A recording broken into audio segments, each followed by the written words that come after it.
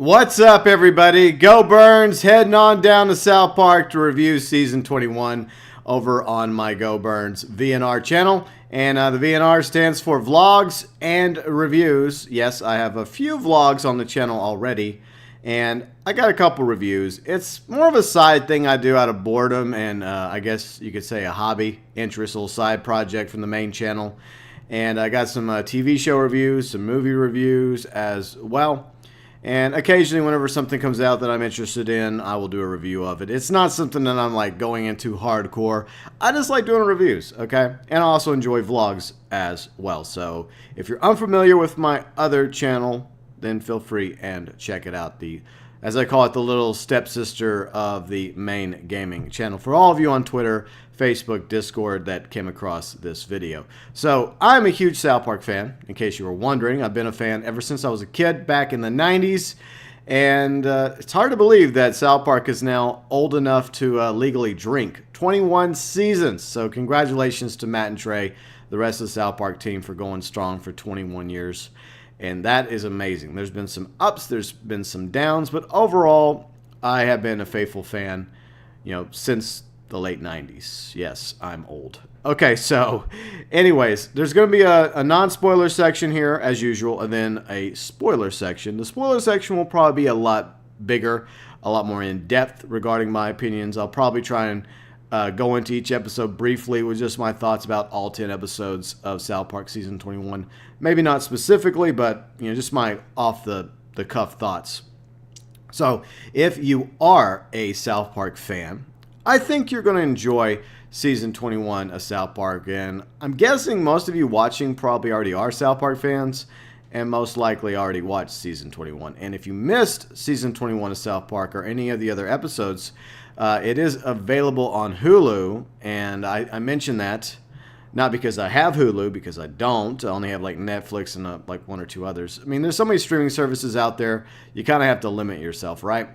But for anyone that does have Hulu that's a South Park fan, you can go back and watch, I think, all 10 episodes of South Park Season 21 via Hulu, FYI. So, yes, I think that Season 21 was really good. It was the return to a more episodic format, but at the same time, they did leave in some plot points, some overall story arcs that went on throughout Season 21. And Matt and Trey have tried over the past few years to make some tweaks and changes to South Park. And the first one was, I believe, when they went from killing Kenny every episode to no longer killing Kenny. And there was even a season where Kenny was no longer there. But then they brought him back because the fans missed Kenny. I love Kenny, by the way.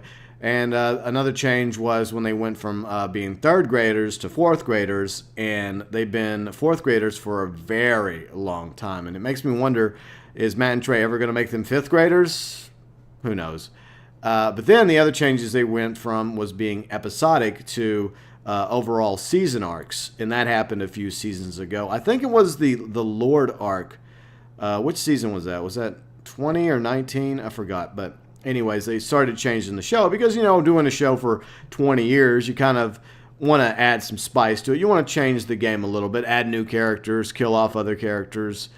It happens. In order for a show to survive and thrive, you got to have some change, right? And sometimes the fans don't exactly like that change. I mean, I've always embraced the change, and for the most part, I've never had an issue with it. Some fans did. It didn't bother me at all because I enjoyed the a lot of the two-parter episodes or three-parter episodes, like the Coon and Friends arc over the years, the Imagination Land, a few others as well.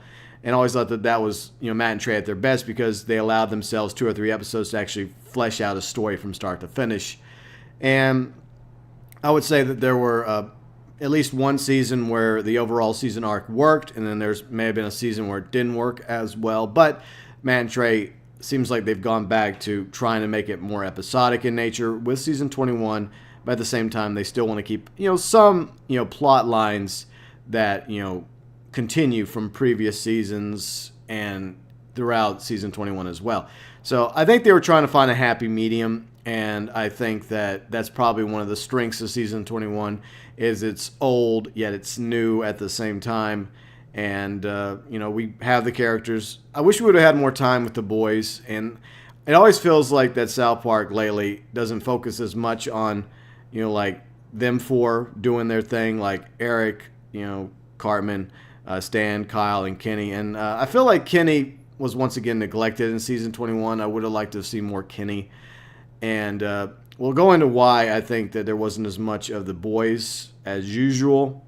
And it has to do with another arc as well. But I would say that, once again, if you are a South Park fan, I think that there are going to be episodes you really enjoyed this season. There's going to probably be a few missteps as well. But I think, and this is my opinion, the season premiere was okay, but it was kind of weak. It could have been a lot better. But by the time we get to the season finale, it's good.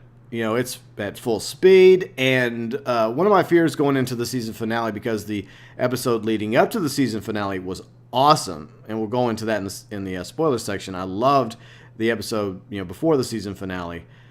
It made me have the fear that in, like previous South Park seasons, the season finales almost always didn't pan out. They just weren't as good. Even it was an overall good season, the season finales tend to usually be a letdown in South Park. But the season finale for season 21 of South Park was good. I enjoyed it thoroughly.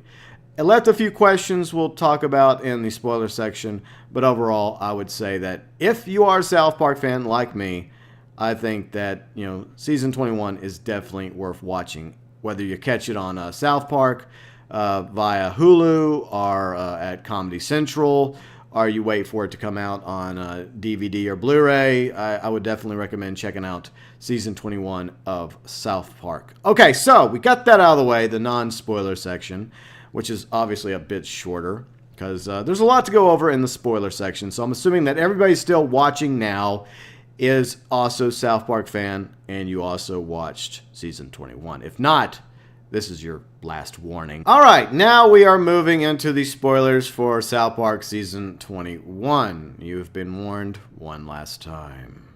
Okay, so 10 episodes, and they changed that several years ago when Matt and Trey signed a new deal with Paramount and Comedy Central. They used to be 14 episodes a season, but it's now 10 episodes a season. That's just something that the South Park fans have to deal with, for better or worse. All right, so as I mentioned in the non-spoiler section, I found that the season premiere of season 21 was a little lukewarm. It was white people renovating homes, and it made fun of house flipping. One of the things it made fun of, and the thing about this is house flipping is, those reality shows have been around for like a decade, so they're nothing new. And I felt like, this joke might have been funny 10 years ago. But anyway, so Randy, Sharon, Marsh are now house flippers, and they have their own reality show. And they have no choice but to call themselves white people renovating homes or houses, whatever, because all the other names are taken. So they had to go with white people renovating homes. And all of a sudden, there's like an outrage by this other group of, I guess you could say, rednecks or racists, white supremacists, whatever they are. They've been around in a few episodes in the past, familiar characters in South Park. The They Took Our Jobs group, and they're running around town waving flags, the battle flag and other racist flags and, slogans and tiki torches. And Randy's trying to stop them from, doing what they're doing because they're making his show look bad. In other words, the racist whites are making the rest of white people look bad. Duh. Because the majority of white people are not racist, but unfortunately there is a small group that are. But there's a group of racists in every group, to be fair. All right, so anyways, Randy, is going to court trying to stop them from, doing what they're doing. And then Randy decides to try and help them another way by getting them jobs and replacing what Alexas and all these like Google things that people use now in their homes, like Google, what is this? Or Alexa, do this. They all get replaced, and then Cartman manages to steal them all, and he has them in his room, and he has them because they make him laugh, because he asks them a stupid question, they give him a stupid answer, and that just makes Cartman's day. So that stuff was kind of funny, and the whole notion of Randy actually being decent at home renovation was kind of laughable, because he's a geologist, and up until this point, I really don't remember him having any house flipping skills. Then again, I don't either, and I had a house flip company for a few years with my dad, so yeah. Anyways, so Randy decides to try and help the other whites out, and doesn't go so well. And then he decides, well, maybe, just maybe, they're just mad because, their houses are shit. And so he goes to the leader of the group. I think his name's Jeff, I think. I could be wrong about that. I forgot what his name is. It doesn't matter. He kind of looks like Jeff Foxworthy. I'm not saying Jeff Foxworthy's racist, but I'm just saying that he looks kind of like Jeff Foxworthy. But so he fixes up his house, makes it all nice and pretty, and he's happy because his house is all pretty now and fixed up. So Randy apparently did a good job, and then he invites his friends over, all of his redneck friends, and they're all inside waving Confederate flags. And, Randy and Sharon are out there. And Sharon really doesn't say much. It's just like she tags along. And usually you think Sharon would have an opinion about something. Usually, bitching Randy out for something stupid he did, as usual. But anyways, the ending was very, very weak. Because I was expecting something else to happen. Like, Matt and Trey have been known to make a strong stance against certain groups that they disagree with.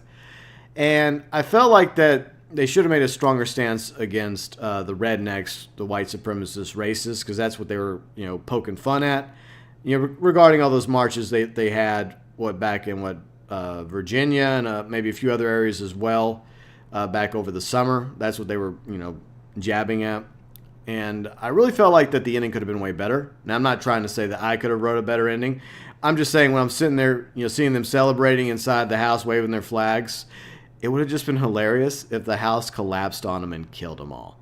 That would have been funny because, A, it would make the case that, in the end, Randy is not a house flipper and he really shouldn't be trying to flip people's homes because, he has no architecture experience, and B, it would have killed them all off and it would have just been hilarious and it would have been one of these awkward moments for Randy, like, awkward. It would have just been funnier, but alas, that's not the ending that we got. Now, the next episode, episode 2, Put It Down, was way better. It was great. It was bashing President Trump for texting. He kind of has a texting problem.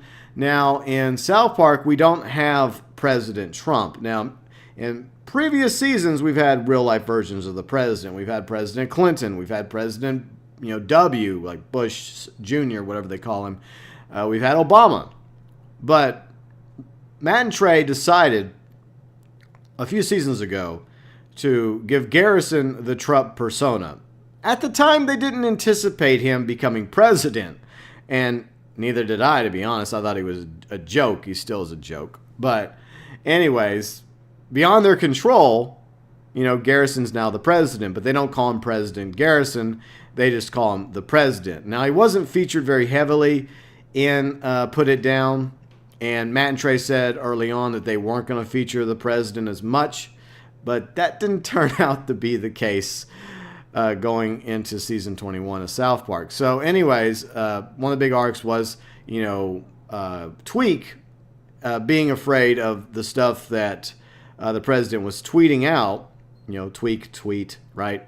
And it was upsetting North Korea, and Tweek was afraid that North Korea was going to retaliate and start World War III. And his boyfriend Craig, which is another arc that they've continued since last season, the relationship between Tweek and Craig, and they have a thing that's gone back for a while now. They used to be enemies, like Tweek versus Craig back in the day, and last season they decided to introduce them as a gay couple. It started off as kind of like this yaoi thing, but then ultimately it became a thing. And I'm glad that Matt and Trey decided to stick with them being a couple, even if there were some people out there that were against the idea. It's nice to see it roll out. And you did see some development in their relationship. And at the same time, Cartman as well as Heidi's relationship, which began last season as well. So that's still around. And Heidi was wanting to leave Cartman. And then Cartman was starting to threaten to kill himself if she didn't leave. And so Heidi decided reluctantly to stay with Cartman because Cartman's been kind of neglecting her a little bit. And he isn't the same as he was the previous season. So anyways, going forward into episode 3, holiday special, which was bashing Columbus Day, as well as how people are now as to how people were a few years prior, how things a few years ago didn't upset them as much as it does now. And, that's a good point as well. But at the same time, I do feel like that, when people, eventually get mad about something, yeah, a lot of times if you look back at the past, they weren't as upset about an issue or subject because they were oblivious to it. They didn't realize it was actually a thing, or they didn't understand the gravity of why others were mad about it. So I can see both sides of that point of view.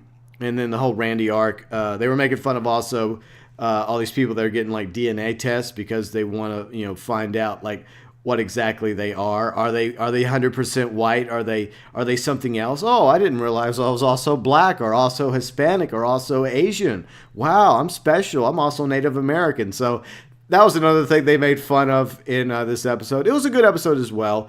And Randy wanted to try and prove to people that he was also Native American, even though he's not. So he makes out with a Native American guy. And then so he puts the DNA in a DNA sample thing, and he sends it off to get tested, which causes a discrepancy. But at the same time, it causes another issue because the Native American guy ends up falling in love with Randy and wants to, be with Randy. And so Randy's like in this situation where he didn't expect that this Native American guy to end up, having romantic feelings for him. So that was pretty funny. And then the next episode, episode 4, franchise prequel, which actually ties into the South Park Fractured But Whole game. It's a setup episode to the game itself, which I did live stream over on the other channel. And I also live streamed Stick of Truth. So if you are obviously a video game fan as well as a South Park fan, you should go check out my live streams for South Park The Fractured But Whole as well as Stick of Truth. And I enjoyed both games.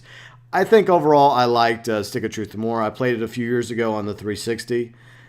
And there's some issues about it. But anyways, that's not what we're talking about. If you want to go watch those, feel free to do so.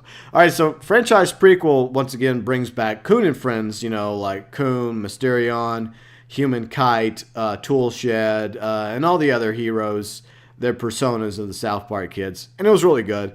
And they were bashing Facebook. And, Professor Chaos made an appearance as well in this episode, along with Mark Zuckerberg, the head of Facebook. And it was funny. I liked it. It was good. Episode 5, Hummels and Heroin. This episode, it was okay. It had its moments. It had a lot to do with Stan's grandfather and a nursing home and these weird mascots ODing and Hummels being a big thing in nursing homes in order to be like the top bitch or whatever the position was in the nursing home. You had to have the best Hummel collection. It was okay. And they introduced another character, this new kid, but, he might have been kind of likable, kind of not, but that's the last time we see this character so far. It was just an okay episode. I mean, I would say franchise prequel, holiday sequel, and put it down. Those 3 episodes prior, much better. But then we go into episode 6, Sons of Witches, which is the Halloween episode of South Park. And I've always loved their Halloween episodes. They've always been a blast to watch. And a lot of it has to do with witches, Jack and crack, abductions. There's a lot more Cartman and Heidi going on here.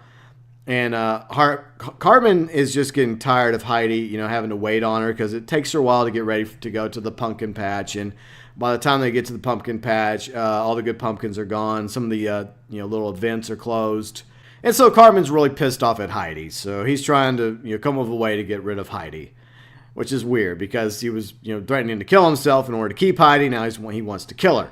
And one of the quote-unquote witches, which are the guys, by the way, like Randy, Gerald, as well as Kenny's dad, Butter's dad, Token's dad, and they introduced a new character, a one-off character. What was his name?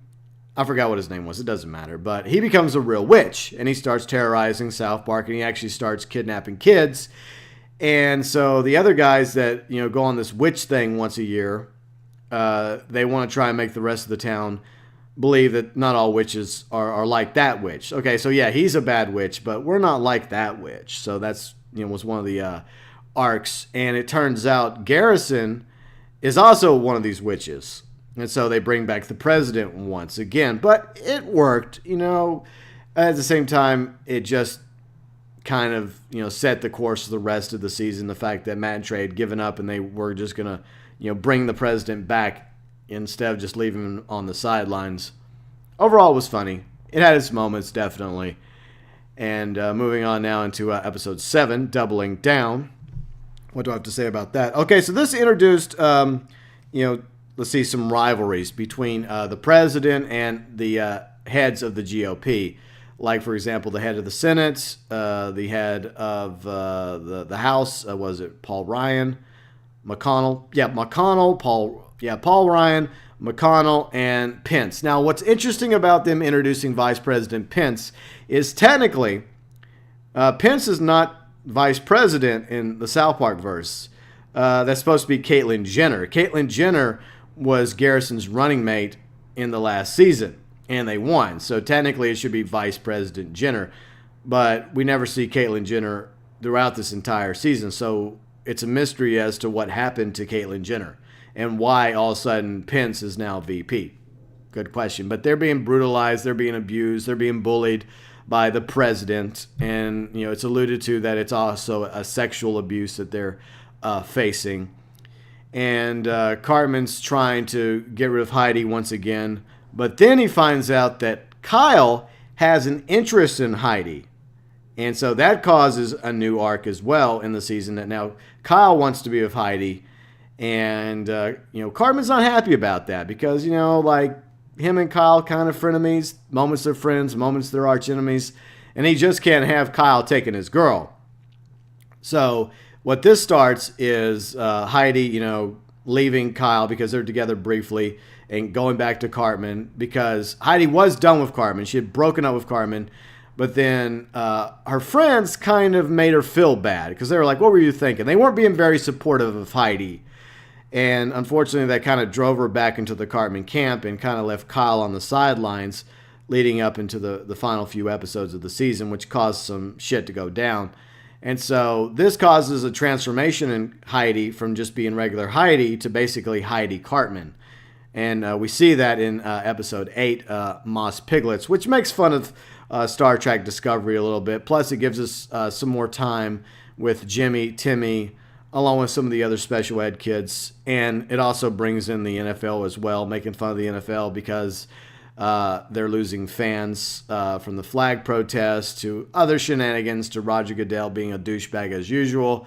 The NFL's not as popular as it used to be. So Jerry Jones is trying to save the NFL with the water bears that the special kids have been working on for the science fair. And Heidi, she becomes basically Cartman 2.0, like I said, Heidi Cartman. And they're a bona fide couple now, and they fight now, and she's gained a lot of weight because Cartman's been feeding her like beyond KFC, claiming that it's gluten-free and it's vegan, but it's not. And so, yeah, she's become another version of Cartman, but she's like a Cartman that can actually follow through, just like with what Mr. Mackey tells PC Principal. And like PC Principal kind of like, oh, dude. So, yeah, we have Heidi Cartman now going into the rest of the remaining seasons. And then that leads us to episode 9. And this is probably my favorite episode of the entire season. Super PC-ness, and it was really cool. It introduces some new characters, and I really do like the new characters. We get introduced to, let's see, a strong woman. She becomes the vice principal of South Park Elementary. And up to this point, we never had a vice principal. It's always been Principal Victoria, and now PC Principal. So now we have a vice principal, strong woman, and then we got introduced to another character from HR called Misconduct. We'll talk about them both in a minute. And a lot of it is kind of like a South Park movie, like a mini reboot. So if you are a fan of South Park, obviously you've probably watched the South Park movie many, many years ago, Bigger, Longer, and Uncut.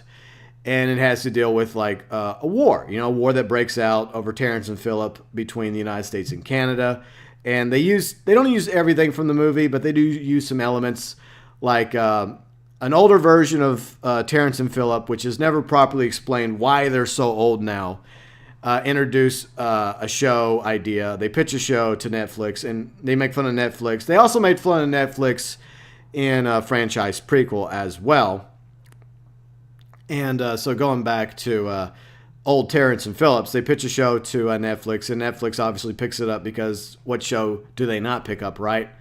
And, it causes issue with Kyle because of what's happened between him and Heidi, because, he fell in love with Heidi. He wanted to be with Heidi, but in the end, she leaves Kyle and she goes back to Cartman and she becomes Heidi 2.0.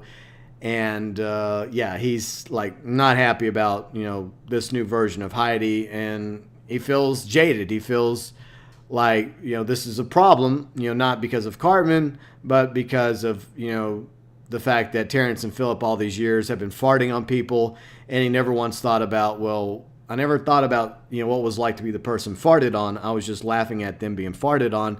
And so this causes a change in Kyle. He first goes to Strong Woman, who's the vice principal, to try and get her help. She kind of like blows him off. And then he becomes his mom, basically. And throughout the entire episode, people are making fun of Kyle for being his mom, because his mom was the one who spearheaded Mothers Against Canada, which started the war between the U.S. and Canada in South Park, Bigger, Longer, and Uncut. And Kyle inadvertently causes something similar. He starts Millennials Against Canada, the same exact logo, MAC, that his mom had. He shaves his head, and, he basically, takes over the Terrence and Phillip Netflix set. And this causes outrage between him and the head of streaming in Canada, which is the same guy that Miss Bravlosky went up against in a TV interview in the South Park movie. So that was kind of another little homage to the South Park movie from many, many years ago. But the mistake that happens, and Tweek warns Kyle not to, do it, because he says, well, who is still in office, who being the president, a.k.a. Garrison, a.k.a. Trump.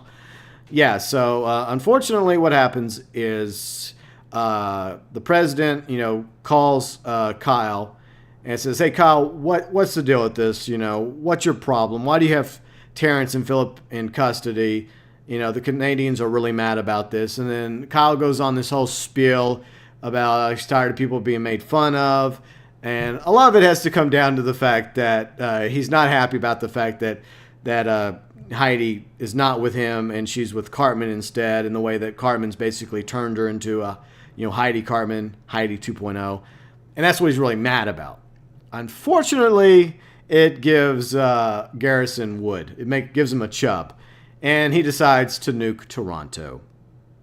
So that's how the episode ends. Oh, by the way, I did love the fact that, with the two new characters that were introduced, that there are moments when PC Principal is like, every time he sees Strong Woman or hears her talk, he starts hearing Hootie and the Blowfish, in his ears. And like me being a big 90s music person, I love 90s and 80s music. So these two episodes really had something special, and I love Hootie and the Blowfish, by the way. So that was kind of cool. And okay, so Strong Woman and him kind of start a relationship, even though it's kind of taboo. And then Mr. Mackey brings in a woman from HR called, Misconduct. And she's basically a doppelganger of Mr. Mackey, but she's like a bazillion times better fit for him than Miss Chokes on Dick was. Yeah, we're going way back on that one. They don't ever bring her back in the season finale like Misconduct, but it's implied that there's some sort of romantic thing that's happening between Mr. Mackey and Misconduct. I mean, they have a lot in common. I'll just say that much right there. There's obviously chemistry, and I hope that they carry that on into season 22. So we're at it at last, episode 10, Splatty Tomato, the season finale of South Park. And like I mentioned, going into the season finale Wednesday night, I was kind of afraid that it was not going to live up to the previous episode because, like I said, I loved super hard PC-ness, for almost every reason, except for the questions around how the hell are Terrence and Phillip so fucking old. Unfortunately, that does not get answered in the season finale. I wish it did, but it doesn't. It does talk about the fallout from the president nuking Toronto. And now the Prime Minister of Toronto basically wants the president in custody. And the president's now hiding in the woods outside of South Park. And so that's, a clear and present threat to South Park because they're afraid that Canada's going to retaliate by nuking South Park because the president happens to be there because of his, splatty tomato ratings, aka Rotten Tomato ratings, are in the toilet. And they do a lot of homages to like It and Stranger Things. By the way, I did love the It movie, which I reviewed actually. So it's kind of like an Inception thing going on. And I also reviewed season 2 of Stranger Things. So they do play off a little bit of It and Stranger Things in this episode. And it's kind of weird. It feels like another Halloween episode. So we kind of like got a little late Halloween treat, even though it's December. So it's Halloween in December because it had a kind of a creepy Halloween vibe to it. Now, one thing that a lot of you know about Kyle is he has an adopted brother named Ike. Ike is Canadian, and Ike was not featured in Super Hard PC-ness. And a lot of people, I saw this on the forum the week prior, were like wondering, well, what are they going to do about Ike? Are they just going to leave Ike on the sidelines? Hell no, they didn't. They freaking brought Ike in full force. Ike was so fucking pissed off at Kyle. And Kyle felt bad. He was in his room, really sad about what he had done. He realized the mistake he made and the aftermath. So, yeah, Kyle realized he fucked up big time. But of course, it was the president that pulled the trigger that nuked Toronto. I mean, he was listening to a kid, for crying out loud. But the sad thing is, like, Kyle was usually almost always the voice of reason throughout South Park history. So it was kind of an interesting choice to make Kyle be the instigator of something really bad happening. And no, it doesn't get undone, which is, I guess, kind of a cool thing. I was kind of hoping that Satan would show up and grant a wish and change everything back. But in a weird way, things kind of get resolved. So they introduce the Whites. And they actually had one of the characters already in the show, Jason White, which is another one of the South Park kids. Not one of the primary or secondary kids, but he is there. They introduce his little sister, Crystal, and his mom and dad. And they're very conservative. They're very hardcore president supporters. And so they're always going around talking about, how the whites are always mistreated and how no one thinks about how the whites feel. Making fun of how, some people try to play the victim card. And I see that as well, definitely. And they have the fox trap. That was fantastic. I love that scene. The fact that they're kind of like pretending that Garrison's Pennywise in a way. So there's some cool stuff. Oh, and they also make fun of 80s music because, yeah, there's a lot of like really good 80s music. But Matt and Trey did make fun of the fact that, yes, there are good 80s music songs, tunes. But there's also shit ones as well. And they did play a few shit 80s songs. So I did love that fact. That little wink and a nod. Like, yep, okay, so all you guys that are all about the member berries, not all of it was good. I agree entirely. And so Ike goes around being a Mountie, and he's on the hunt on top of this Newfoundlander, big giant dog, basically. And he's after Mr. Garrison, or the president, and he's really badass in this episode. And in the end, he catches Mr. Garrison, but also it's found out that PC Principal and Strong Woman are together. They're having a relationship. They're found in the woods as well in a tent. Randy comes across the woods thinking that it's actually Garrison's hiding place or the president's hiding place. And because of the fact that, oh no, you have two co-workers sleeping together, or quote-unquote together, it makes everybody in town sick. Oh my God, you can't have that. You can't have co-workers. You can't have like a superior, employee, like a boss, in a relationship with somebody that's not their equal or even a coworker. So there was like this overwhelming outrage regarding that issue because it was mutual between Strong Woman and PC Principal. In fact, there was a funny little scene where they go to a restaurant together with the quote unquote student of the day. Is Butters, and it's so cool to see the look on Butters' face. He's so oblivious. He's just smiling, and he's just thinking, "Oh, I'm the student of the day." I wish they would have done another one, and they would have had like Scott Malkinson as the other student of the day, something like that. So that was kind of cool.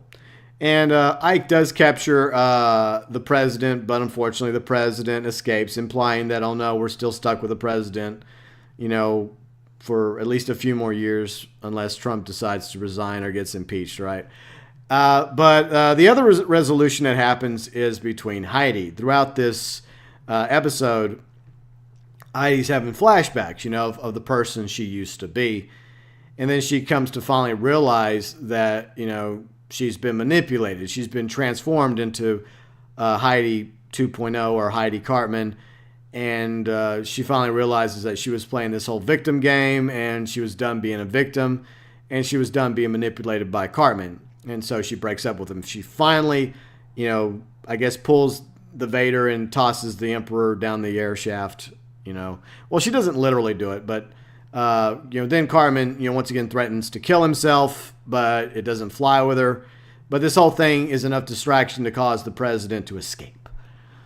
So anyways, in the end, Randy does this whole scene about, how the rest of this is going to go depends on, quote unquote, the whites. So yeah, I really did enjoy the last few episodes of South Park season 21, and there were some really good episodes. There were some misses as well, some opportunities that could have been taken advantage of.